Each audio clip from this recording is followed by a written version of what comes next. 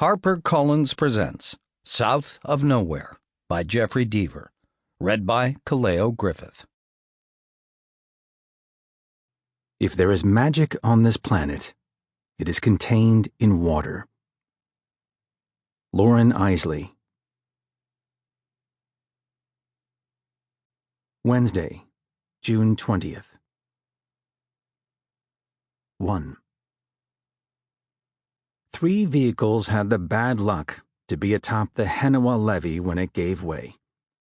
At the front was a late-model Chevrolet Camaro, nicknamed Big Blue by the woman driving it, Fiona Lavelle. She was 26 years old and had recently left a teaching job and was using the newly allotted time to devote herself to her passion, writing a fantasy novel. Traveling from Reno to Fresno for a spa getaway, she had taken this more demanding but picturesque route through the mountains. In jeans and a red crop top under a gray sweatshirt, Lavelle gripped the wheel firmly, her car countering the lashing wind. The vehicle's engine was big, but the body light. The highway, Route 13, was 2-lane asphalt, except for the 100-yard stretch on the dirt levee, where it was surfaced with cinders, gravel, and today, mud. Guardrails, she thought, mentally putting sardonic quotation marks around the words. They looked like they wouldn't stop a bike, let alone a muscle car like hers. A sign on her right, where lights and the outline of the town of Hennewa were visible 100 feet below, said, "Slow, unpaved road," as if one needed the warning.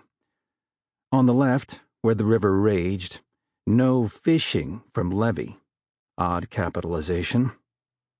As the car progressed, bits of stone clicked as the tires tossed them into the undercarriage, even at this slow speed. It was an odd counterpoint to the powerful drumbeat of the rain on Big Blue's roof.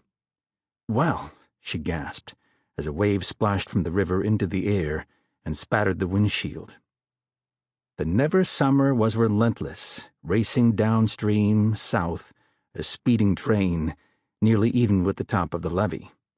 The rain had been torrential for the past hour.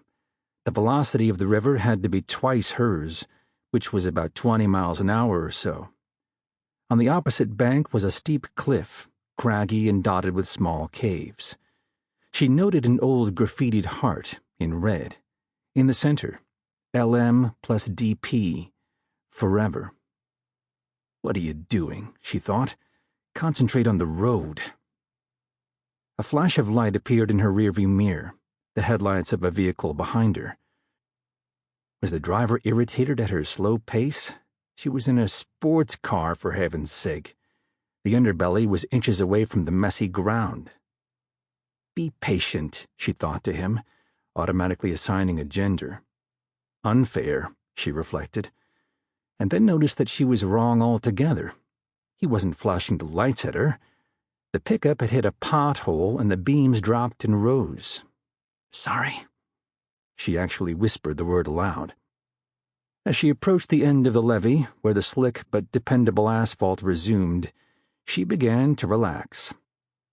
The clock on the dashboard read 6:14 a.m. The second vehicle on the levee was an F-150, piloted by Louis Bell, the self-described best drywall man in the town of Hennewa, California, if not all of Alachua County. He was listening to Taylor Swift and admiring the bright blue Camaro in front of him. Some cams came with 600 horses. Man, to hit the Hawks Canyon straight away behind the wheel of that beautiful machine. "Take your time," he thought to the driver. "Driving over this crap in a car like that? Take your time." The 50-year-old, moderately and not irrevocably rotund, was smoking and would remove the Marlboro long enough to sing along with an off-key but robust voice. He would also occasionally glance up at the low clouds, as if that would give him some indication of when the downpour would let up. What a storm! This part of the state, East Central, had been in the grip of a drought for the better part of 2 years. Not good for the #1 producer of fruits and vegetables in the country. Sample complete. Ready to continue?